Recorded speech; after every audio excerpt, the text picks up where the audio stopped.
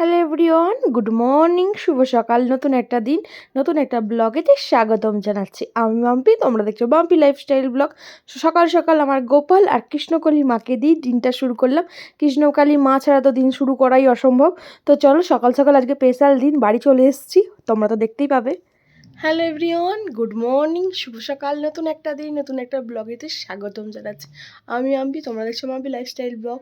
তো এখন ঘড়িতে বাজে পুরোপুরি 8টা।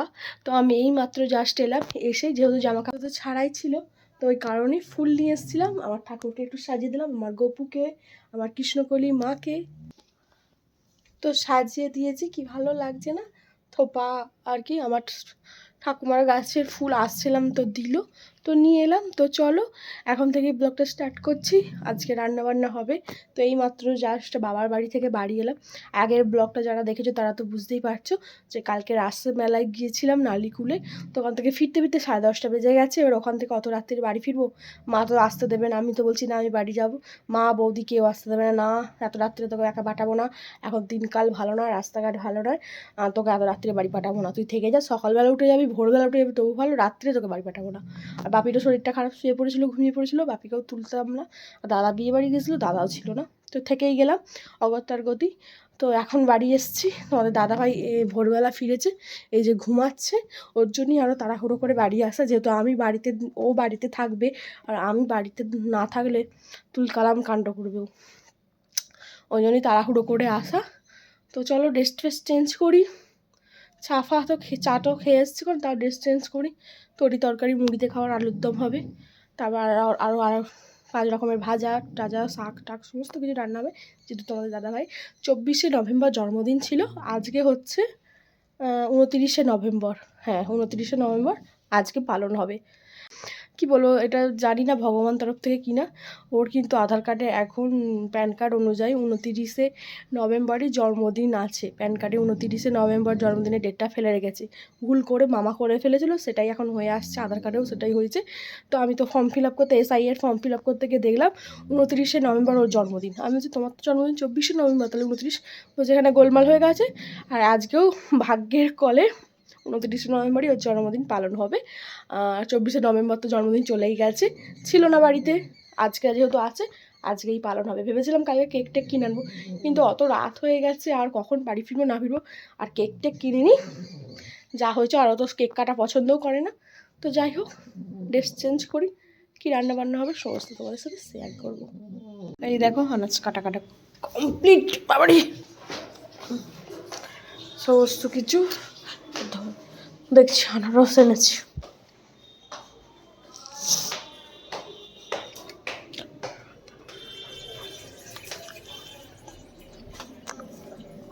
তাই নাও।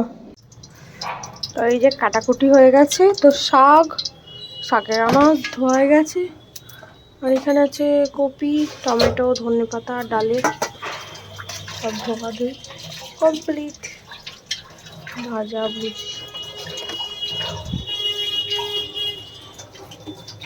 ঘড়িতে বাজে 9:30, তো রান্না বান্না শুরু করে দিচ্ছে। ওদিকে তো আলুর দম হয়ে গেছে, আর এদিকে যে মেটুলি হবে, তো মেটুলিটা এখানে সাঁতলে নিলাম।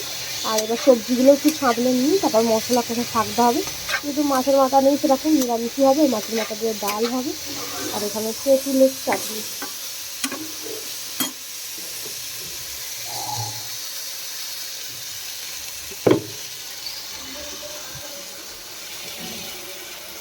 তো এই যে রান্নাবান্না হচ্ছে এখন, বাপরে বাপ, বোম ফাটার মতো ফুটছে মাছগুলো আছে।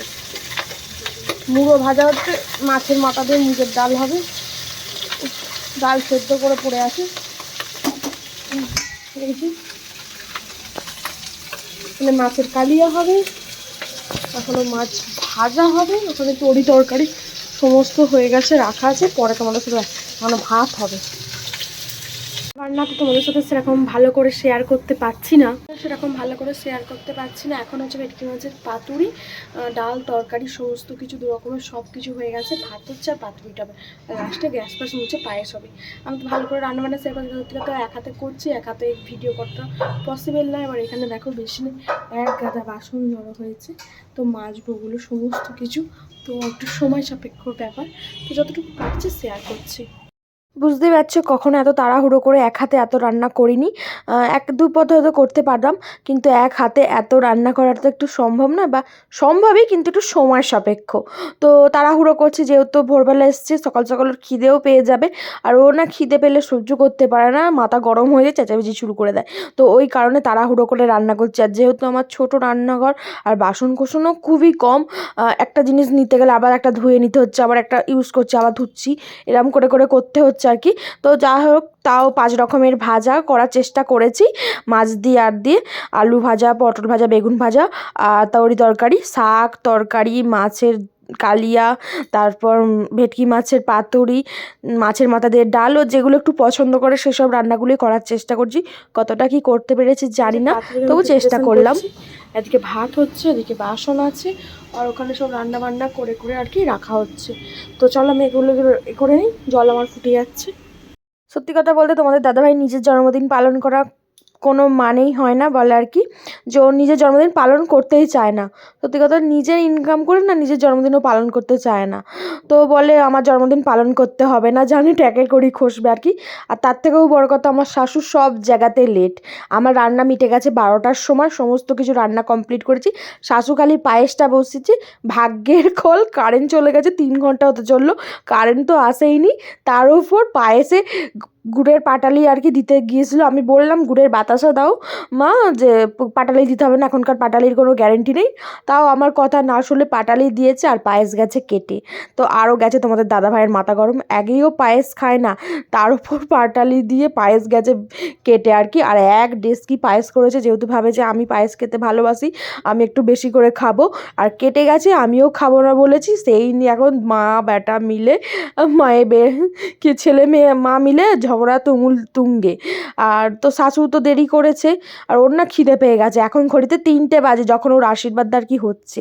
তো আমার রান্না হয়ে গেছে 12টায়। ও বলছে তুমি পায়েসটা করতে পারলে না, তুমি যখন এত কিছু রান্না করতে পেরেছো, পায়েসটা আর করতে পারলে না। আমি বলছি দেখো পায়েসটা মা করে, প্রত্যেক বছর বড় মামি করে দেয় পায়েসটা, বাট এবছর তো ব্যতিক্রম, মা ছিল তাই মাই করেছে। যখন মা থাকবে না, তার অবর্তমানে আর কি আমি করে দেবো, কিন্তু মা যেহেতু আছে, আর মা যেহেতু বলেছে আমার ছেলের জন্মদিনের পায়েস আমিই করব, তো আমি কি করে ওখানে করি বলো। তো এই নিয়ে চেঁচামেচি যাই, তারপর আশীর্বাদ করা হলো। আর আমি ওকে এটাই বলছি যে তার উপর সে আগুনে ঘি ঢেলার মতো আমি আর কি বলেছি যে তোমার ভবিষ্যৎ অন্ধকার, দেখেছো তো ভবিষ্যৎ অন্ধকার হলে জন্মদিনের দিন কারোর এরকম হয়, কারেন্ট থাকে না, এত কিছু রান্না হলো সকাল থেকে কারেন্ট যায়নি, আর তোমার যখন আশীর্বাদ খাওয়ার টাইম তখনই কারেন্ট চলে গেছে, তার মানে তোমার ভবিষ্যৎ হচ্ছে অন্ধকার। তো আরও গেছে ক্ষেপে। তো ওই কারণে আর কি মুডটা অফ, আর আমারও মাথাটা গরম হয়ে গেছে, কারণ শাশু এত দেরি করছে, আর ওরও খিদে পেয়ে যাচ্ছে, চেঁচামেচি শুরু করে দিচ্ছে। আর ওরা দুজনে এত চেঁচামেচি করে কি বলবো আর। তো ভালো লাগে না, সবসময় চেঁচামেচি করলে ভালো লাগে বলো না। তো একটু ধীর সুস্থভাবে যে খেয়ে নিলাম, মিটে গেল না। আর এত রান্না করলাম, ও খেয়েছে গোটা গুনে হাতে গোনা, তো সব কটা তো টেস্টও করেনি, বললো আর ভালো লাগে না, ওর দেখেই শান্তি। তো যাই হোক, আজকের রান্নাবান্না কেমন লাগলো অবশ্যই কমেন্টে জানিও। যতটুকু পেরেছি চেষ্টা করেছি করার। আর সবাই ওকে শুভেচ্ছা জানিও তোমাদের দাদাভাইয়ের জন্মদিনে। তো আজকের ব্লগটা তাহলে এখানেই শেষ করছি। সবাই ভালো থাকবেন, সুস্থ থাকবেন, সাবধানে থাকবেন, দেখা হবে পরে একটি নতুন ব্লগে।